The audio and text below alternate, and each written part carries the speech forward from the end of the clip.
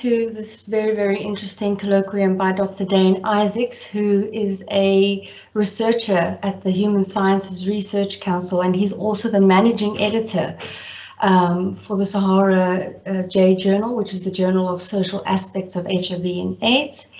And Dane obtained his PhD in psychology quite recently and is presenting to us today on his talk and on his PhD research, which is on exploring the discourses of masculinities among young adult men in the Western Cape who stutter. So Dane's research interests include discursive and applied perspectives on disability, inequality and psychological experience of disability, discrimination and impairment, specifically in the context of people who stutter. And he's also interested in poststructuralist theories of gender, the social construction of masculinities, particularly within the South African context, and men's perpetration of intimate partner violence against women. And to date, Dane has published quite widely in both local and international journals related to his areas of research interest, and has also presented at local and international conferences on his work. So Dane, we're very much looking forward to your talk, and thank you for making the time to present to us on your findings. We know you've been very busy with the media and related to this work. So thanks very much, and over to you. No, thank you so much, Bronwyn, and thank you to the colleagues for making time to really join this colloquium. So the title of the colloquium is Stuttering Less So That I Can Be More of a Man, Discourses of Masculinities Amongst Young Adult Men in the Western Cape, South Africa, who stutter. So this presentation is actually it's one of my publications that I published in the Psychology of Men and Masculinities journal with Professor Leslie Swartz. But Professor Leslie Swartz is unable to make the talk today due to a workshop. But nevertheless, I'll be going into my presentation, and I'm just wanting it to move. I'm not sure why it doesn't want to navigate. Just stop and just give me a few minutes. I'm just all good. Trying to see why. Okay, let me just share my screen again because I just didn't want to move forward. Just share my screen again. Okay. Let me just share. Perfect. And okay. Excellent. So can you see my screen? Yes, I can. Yes. Perfect. So okay.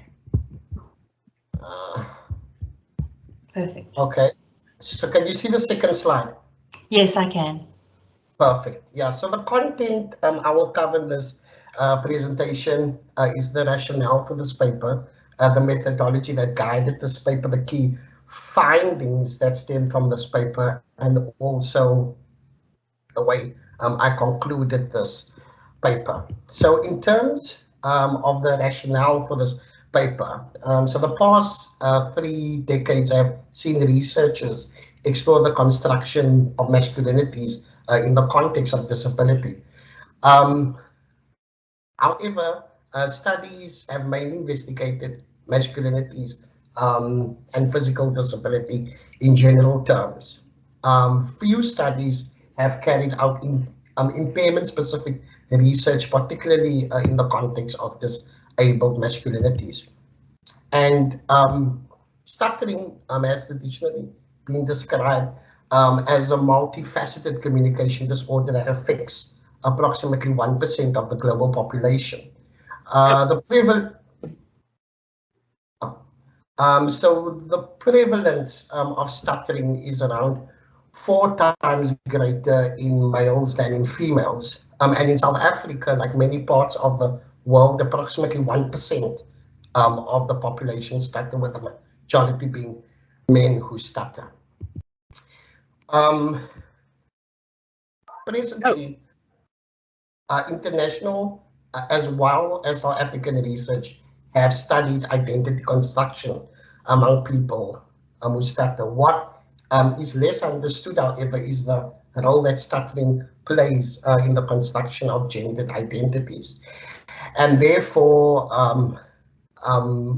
I decided, guided by a psychosocial studies framework, to examine the discourses of masculinities amongst young adult men in the Western Cape who stutter. In terms of the methodology that guided my paper, was a quantitative study, and I used two sampling strategies.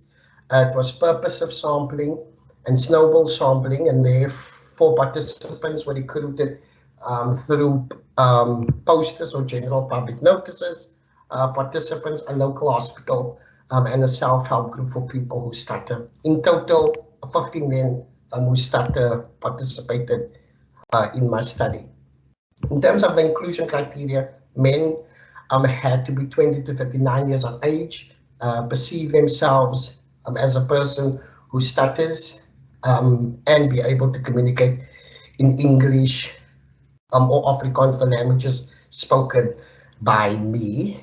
And data collection was collected from these participants through 3 semi-structured interviews and 2 focus group discussions. And the data for the study was analyzed according to Edler's approach to discourse analysis and the effective turn in social research.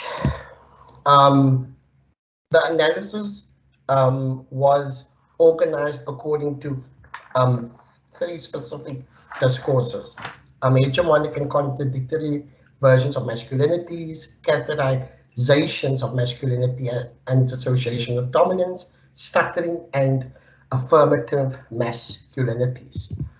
In terms of hegemonic norms of masculinity, it's important to note that for a lot of men in my study, they drew on hegemonic norms of masculinity to define their masculinity, and it coincided with Cornell's idea of hegemonic masculinity. And so men typically define being a man as being the provider, being an alpha male, and exerting physical strength, as seen in the quote by Noor right here. So I define myself as a man in a very alpha male type. You got to put food on the table, you got to support and provide for your wife and kids. For a long time, attending gym was part of my masculinity. I am a short guy. I used to pump my muscles and be a muscle build to make up for the height part. You tend to build your muscles.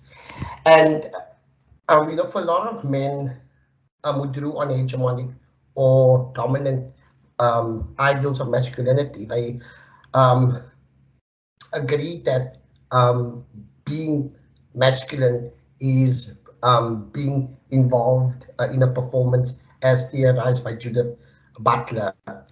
And his performance of masculinity was encouraged by their fathers and by their religion, as seen in Ari's quote as the bottom.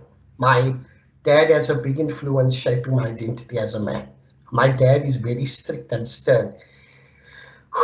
He's rocky, not showing emotions. My dad kinda wants me to be like that. Likewise, Islam has been very influential in how I see myself as a man.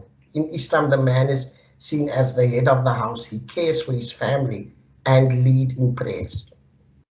Interestingly enough, it's also important to note that although men in the study drew on hegemonic norms of masculinity, there were also ideological dilemmas or hybrid masculinities within their discourses. So, for example, this was seen particularly in the discussion of women and also homosexual men. And in terms of women. For a lot of men, their stutter, they felt placed them in a very marginalized position, and therefore they could empathize, but also advocate for women in terms of their position in society, as seen in the quote by Lukman. I know this is going to sound contrary and opposite. I felt isolated and different because of my stutter. My stutter made me different. It opened up avenues in my life that I would have not experienced otherwise. I hate that we are only expected to be productive. You need to look after women and all of that. I don't like that. I struggle a lot with that as a married man. I had to provide for this professional woman who was earning nearly as much as I was, yet I was expected to provide for her. We both equal.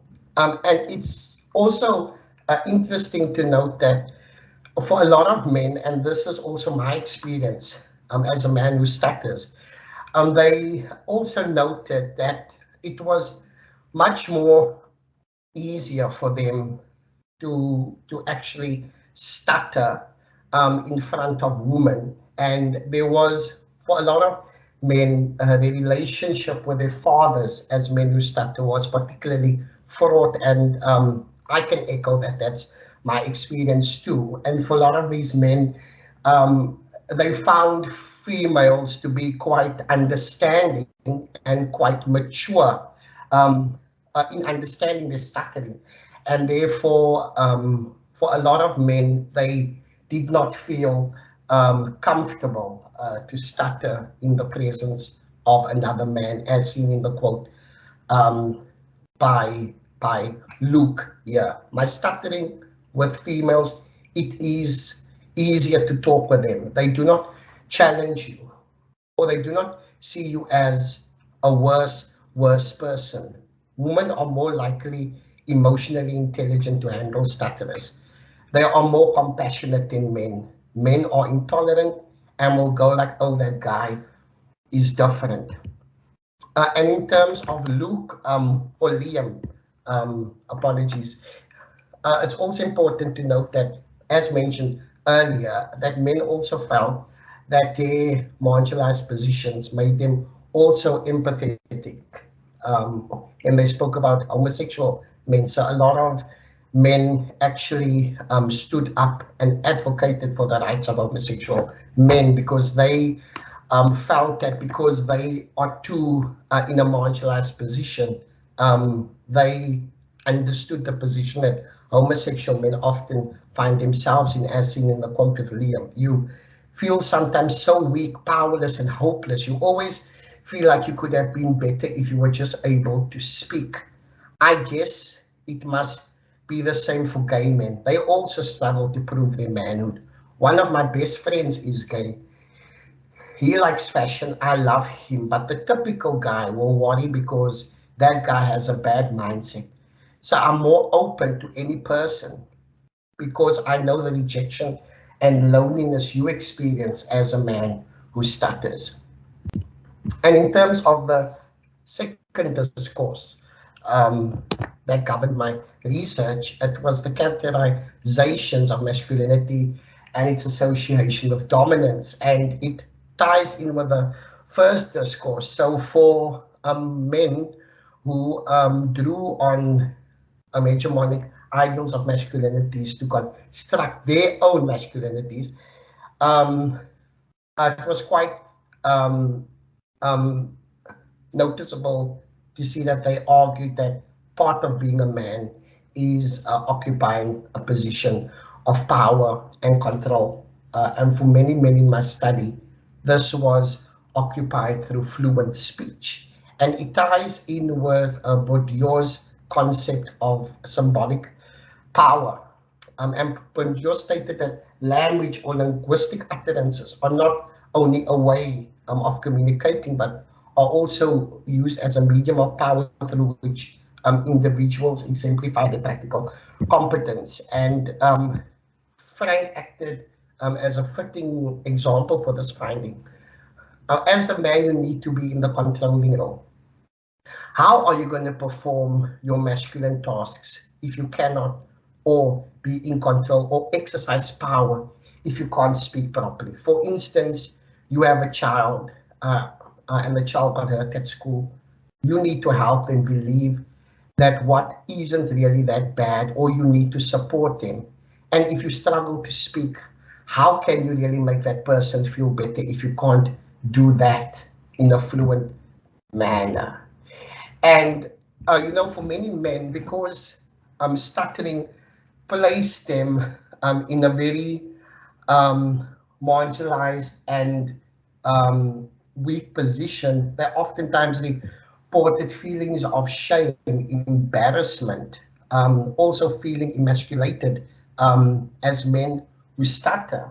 And interestingly enough, a lot of men, they actually indicated, which is the complete opposite to the previous discourse, where men found women very nurturing in response to their weakness as men who stutter. However, what was interesting was that men struggled to find an intimate female partner because they felt that stuttering is an attractive feature for a man, and therefore some men, like Ali in the next quote, totally avoided any interaction with females. And in fact, for Ali, his stutter actually rid him totally of his masculine identity, and he actually felt he was a child, as seen in the quote. I've never dated a girl, so I've never been socially involved with the opposite sex. I think it's because of my stutter. I still see myself as a child. I still see myself as a child. I still see myself as my mom is going to be there. So for me, driving, dating, starting a family, socializing in the cafeteria, going to malls, that's something I see myself only for the mature people. The adults, I don't know why. And because men felt stuttering to be such a negative hindrance on their masculine identity, a lot of men actively wanted to enhance their power and control as men.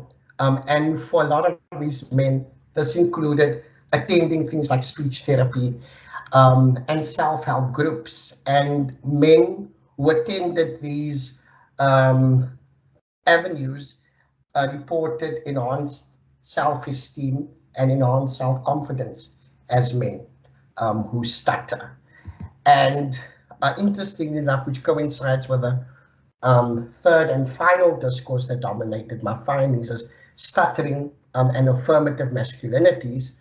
It was quite interesting that while the negative experiences of stuttering facilitated men to construct or to reposition themselves to hegemonic norms of masculinity, other men resisted dominant masculine ideals and in fact formulated affirmative masculinities, accepting and consistent with their disability. For example, as we see in Luc Maan's example, so Luc Maan resisted this very Cape Malay form of masculinity, which he attributed to driving the Hyundai Civic and having spikes. So for him, that was the masculinity that he was exposed to. However, because of the negative experiences he experienced as a man who stuttered, he therefore shifted his focus, and for him, being a man was educating himself and creating a space that is comfortable for him. And similar to Luc Maan, there was one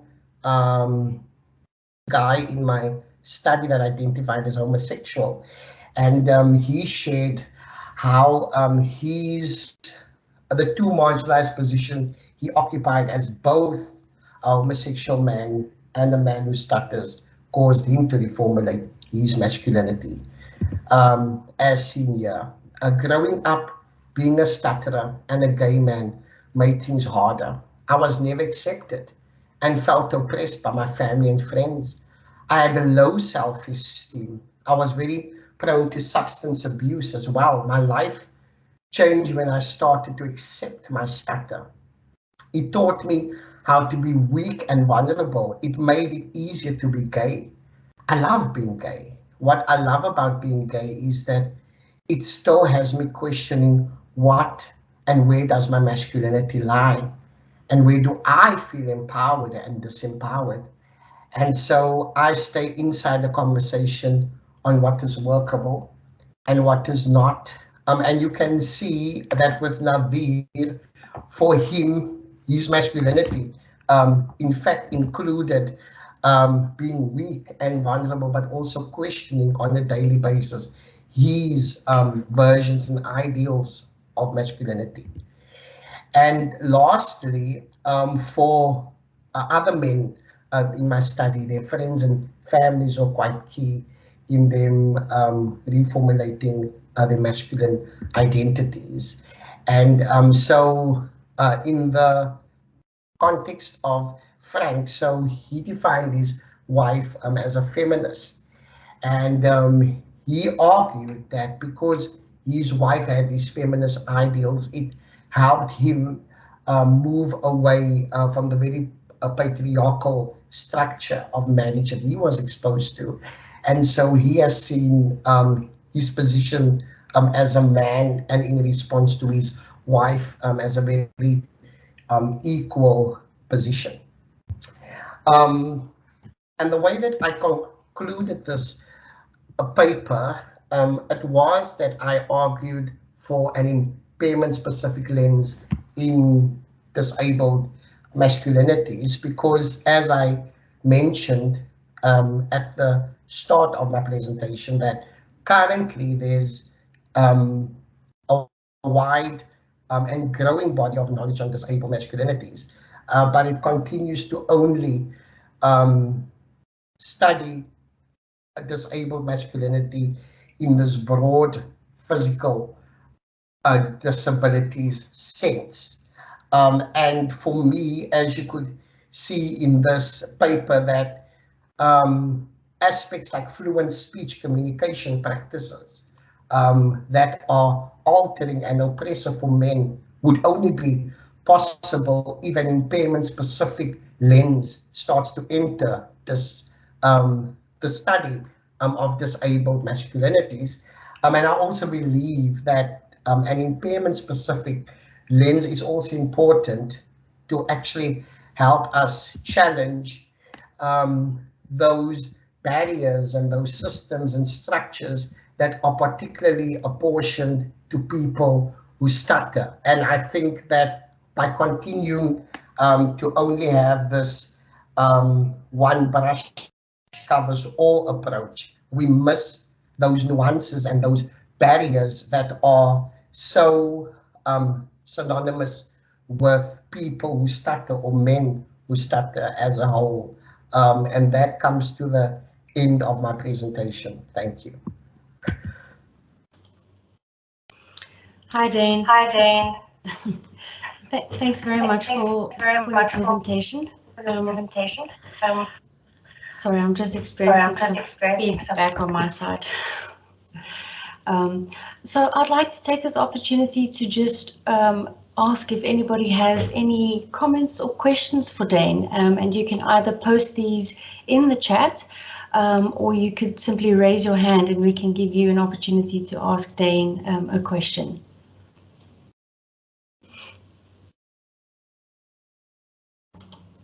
Just navigating to the chat.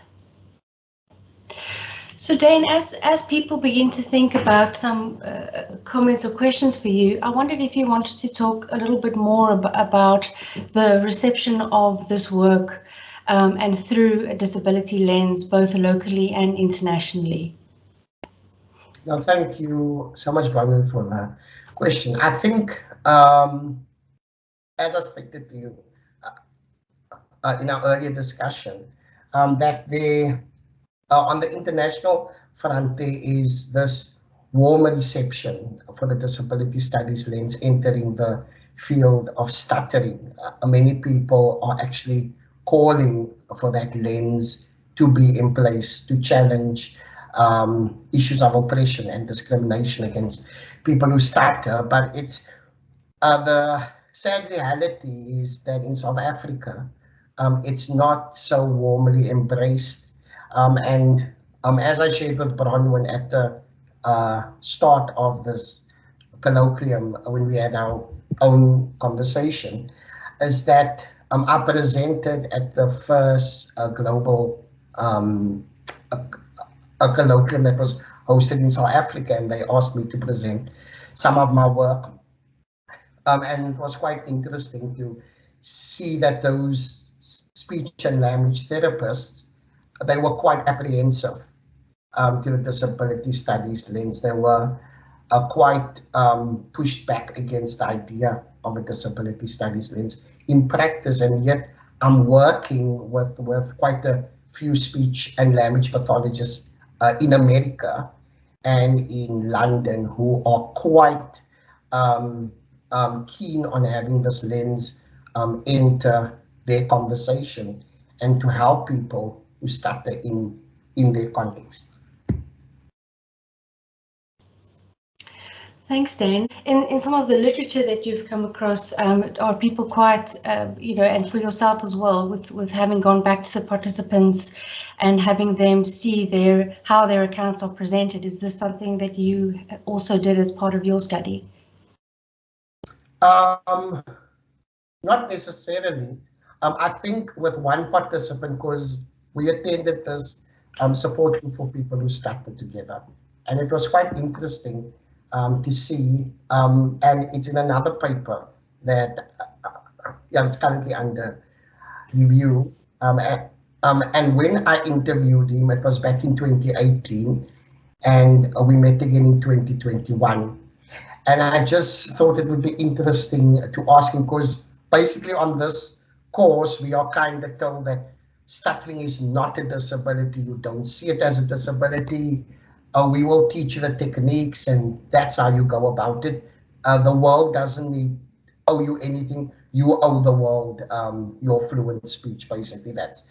And when I asked him, so do you see your stutter still as a disability? And there was this resistance to the whole conversation. And I actually went back to his transcript, and it was quite interesting to see that as a student that time, being unsure of his future, that he was actually actively advocating for the disability rights of people who stutter. But as I said, this issue of power and control started playing when he could gain access to his social capital as a man. It seemed like he immediately resisted any further conversation around disability. And part of my postdoc, as I shared with Bronwyn, it taught me to be very cognizant of using the term disability when recruiting participants, because there is this tension in the literature that exists amongst people who stutter, and this whole notion of being disabled and not being disabled. Thank you, Dane. I see a hand from Joanne. Joanne, would you like to unmute yourself?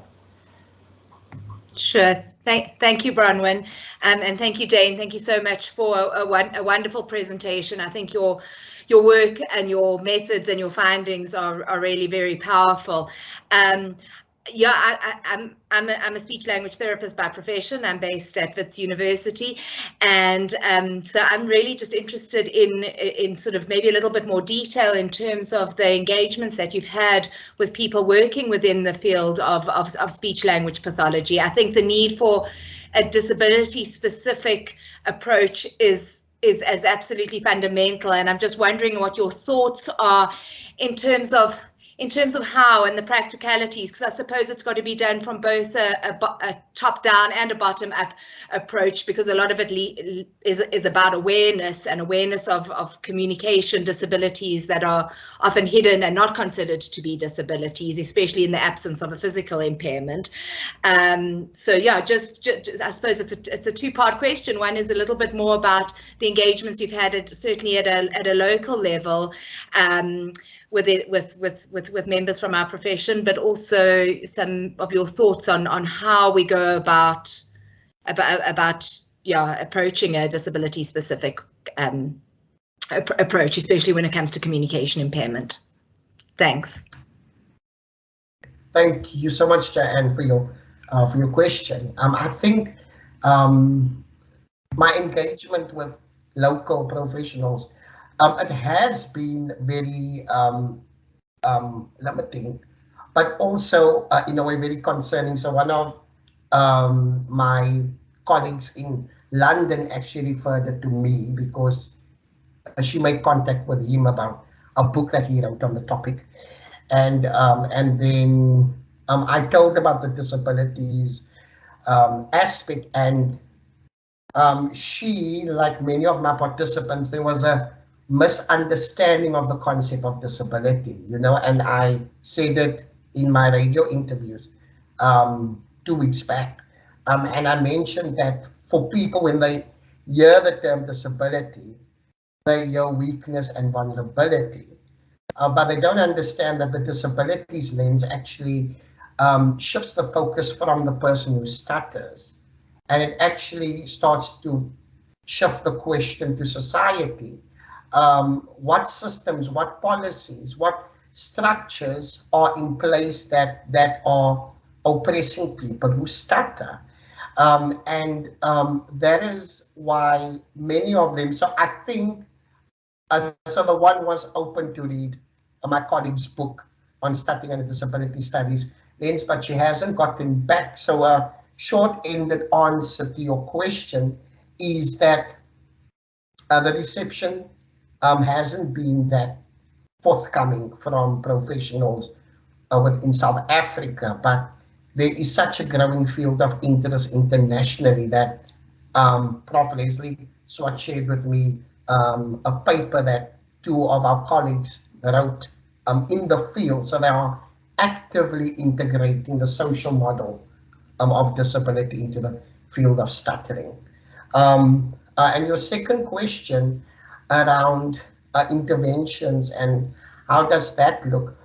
I think, you know, that as doing my PhD research, I think many speech language therapists, I need to give them the due that they have since shifted to focusing on the psychosocial well-being of the client. However,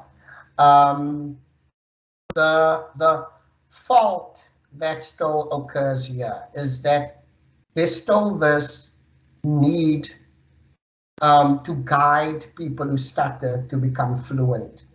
And I think that's the issue right there, because I'm part of a program for people who stutter. And this program is largely white males who stutter. And so we have the support group on a weekly basis. And I can hear the constant pain of these men when they mess up. So we must give a report on how you've used this technique. And if you failed at the presentation, you need to say, how are you going to fix it?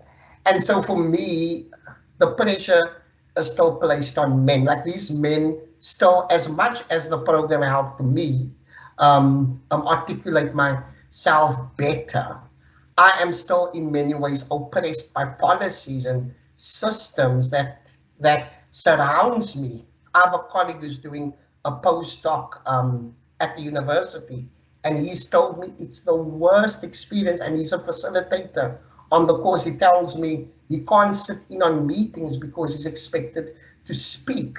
So I would argue that finding ways, I think interventions need to start speaking about issues of oppression and disablement, because I think for too long we are focusing on the social aspects, but we are not turning the focus on society. Society remains unchallenged, unmoved when it comes to people who stutter.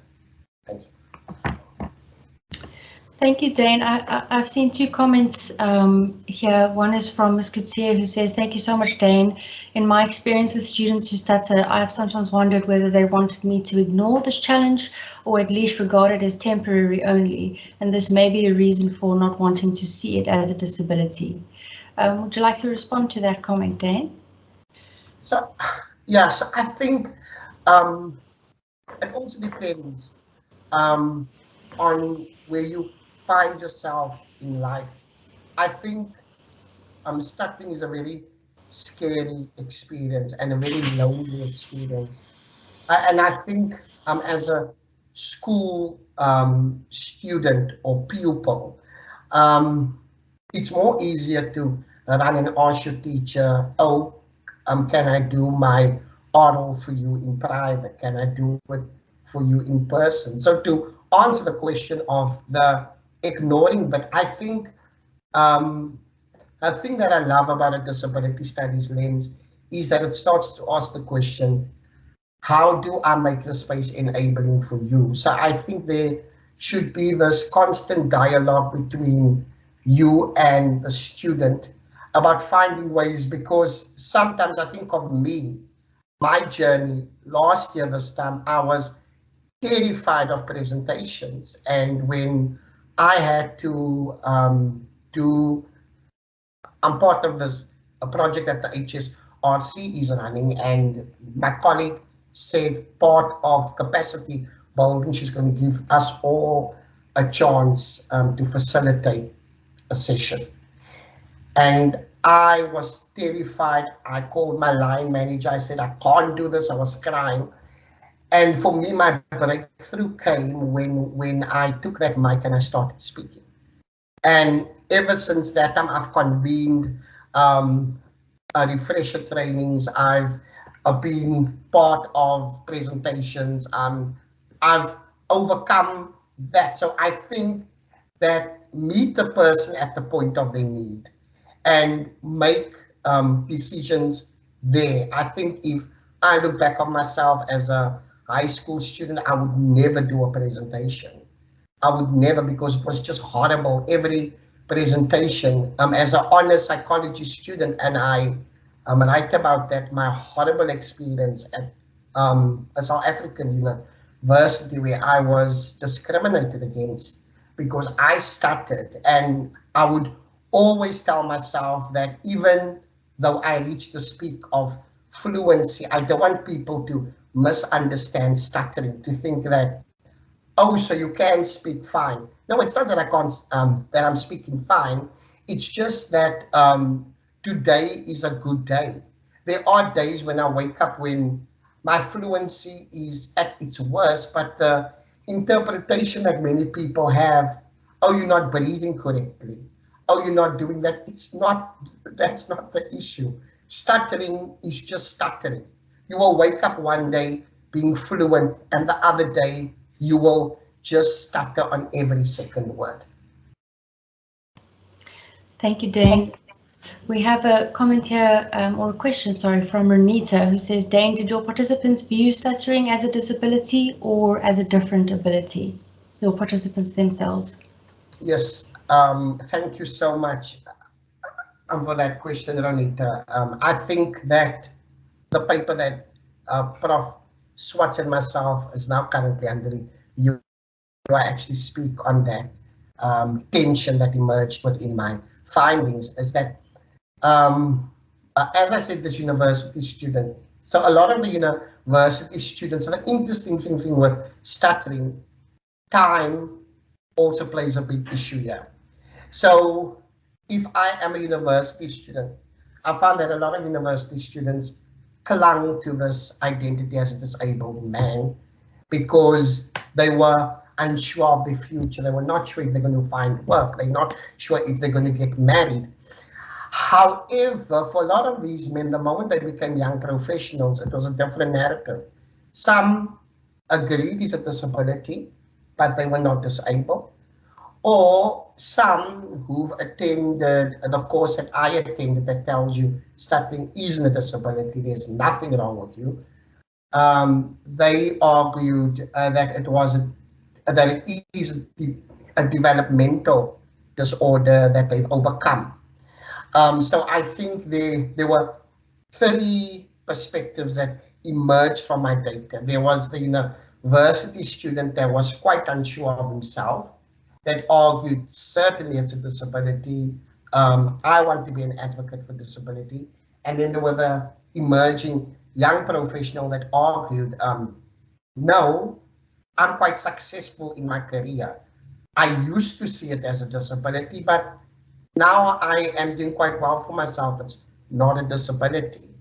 And then you get those who totally discarded that perspective, because, as I said, it depends literally on issues of time and also this moving from one social class to the other.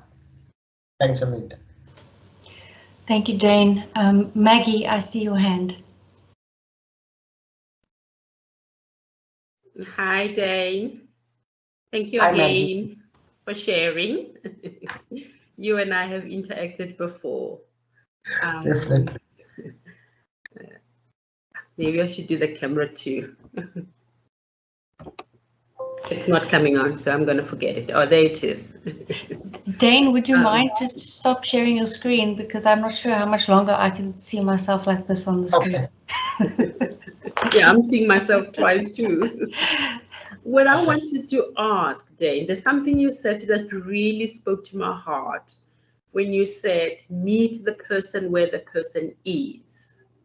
And I think that's kind of like the mantra of us speech therapists, that we would work with the person who stutters with regards and in regards with a view to what they present and what they're asking for.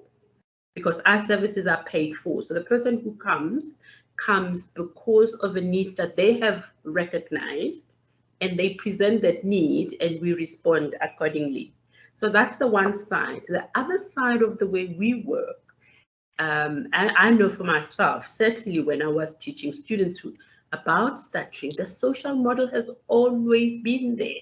We've always looked at stuttering as something that happened between the person who stutters and the community, and the interaction between, that's always what we've been talking about, and teaching and training the person who stutters to meet that interchange and to handle it as efficiently as they could. So we would do speech therapy, speech fluency exercises. We'd also do communication, because stuttering is about conversing and communication. So that is the one side that I picked up as you were talking, that I thought I wanted to reflect on. But I really also wanted to add and maybe ask you, did you find a difference from the literature review with regards to disability as seen in the physical for this masculinity issue you are studying? Is it for people who stutter, are they different from someone who's physically impaired? That's what I'm asking. Did you see anything that is different that says to us as people who are interested only in communication and conversation that we should look at? Or is it generally about the fear of conversing and talking? Because as I hear you share about yourself, I'm hearing a lot of what I hear from people who come to see me who do not stutter, but have particular fears about public speaking and engaging people. No, thank you so much, Maggie. To respond to your first comment, no, I think that as you rightfully said, that the social model is in place, and as you said, that the meeting of the person at the point of their need, and I think I write it in one of my publications that and Dr. Brian Watermeyer and Harsha Kathrad speaks on this issue of where people who start to enter therapy with this end goal of being fluent. And I think at the burden in itself, and that's why, you know, I'm saying it shouldn't lay solely at the speech language therapist. I think it's, so I think where the gap in transition is, so we have the safe space for the speech and language therapist, but I think we're still going to a world that is unchanged, in a world that is still after so many years, you know. And someone asked me on Cape Talk, do you think that your bullying as a primary school person is different to a primary school person in 2022? I said, certainly not. I said that same barriers, you get that same school person who's bullying, you still get the same teacher. In fact, a colleague of mine who's a teacher was telling me an horrific story of how her colleague deals with a child who stutters. She screams at the child. For her, screaming will give the child a fright. So that trauma, it's still in the schooling system, even in 2022. And I think that the issue isn't so much the speech and language therapists. I think it's with speech and language therapists that we build this bridge, this conversation to tackle those policies found in university, found in schools, found in the employment sphere that still oppresses against people who stutter. As I shared in a radio interview last week, I said a simple advert, being able to be fluent and strong verbal skills, and people would find that fine. But for someone who stutters, it brings a sense of fear. So are there ways that we can reword job adverts? Because at that point, you're already disqualifying that person psychologically. So I think that these spaces, these safe spaces exist, but I think it's time to tackle what is beyond those safe spaces and actually start to break down those Goliaths, if I can put it in that sense, that still exists for people who stutter.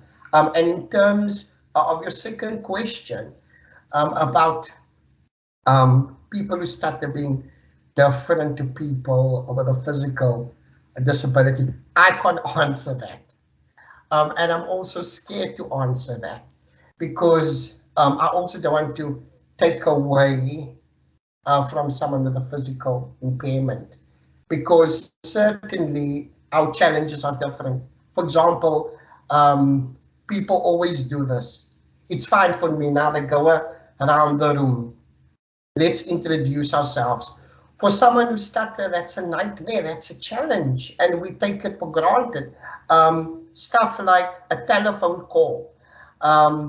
Two of my, who's a qualified medical doctor, and he says up until this day, he doesn't answer his phone. He says it's terrifying. So it's these small limitations that we tend to look over, and that's why in my conclusion, I answered for this impairment specific analysis, because there are barriers, there are systems that are particularly challenging for people who stutter. Like physical structural barriers might not necessarily affect a person who stutters, but an oral exam, things like introductions in our postgrad programs, there's an overemphasis on in-person presentations, seminars.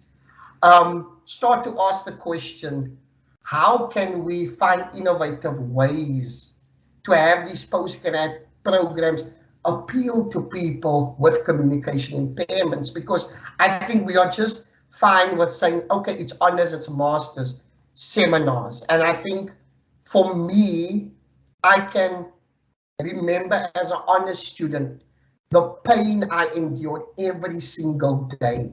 Because I was told, you're going to do a seminar, it's what you're meant to do.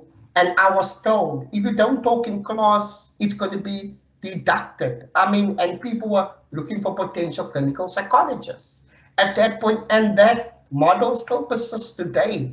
I mean, I did honors 10 years ago, but yet that system is still in place, that these spaces are not comfortable still for people who stutter.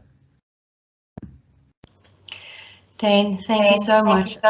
I'm aware of the time, and I'm just going to read through some of the comments here. So Joanne said that she'd like to take the conversation further outside of the meeting. I'm sure you can see the comments too. And Heather says, thank you so much for this very important research and the wealth of insights you've given. Discussions with SLTs in South Africa through the disability lens is vital to the development of practice, so she'd like to take part in that. And then Renita just says, excellent point. It never occurred to me. Fluency for job adverts invariably means that the incumbent must know, communicate in the language, and it's such a sobering perspective, and says thank you. Dane, thank you very much, and for what has really been an interesting and thought-provoking seminar, and we wish you all the best with this research going forward. And thank you, colleagues, all of you who have attended and interacted this afternoon. Thank you so much, Bronwyn. Thank you. Thank you, Dane. Thank you, colleagues. Thank you. Thank you. Sure. Bye-bye. Well done, Dane. Okay, Thank you. Bye.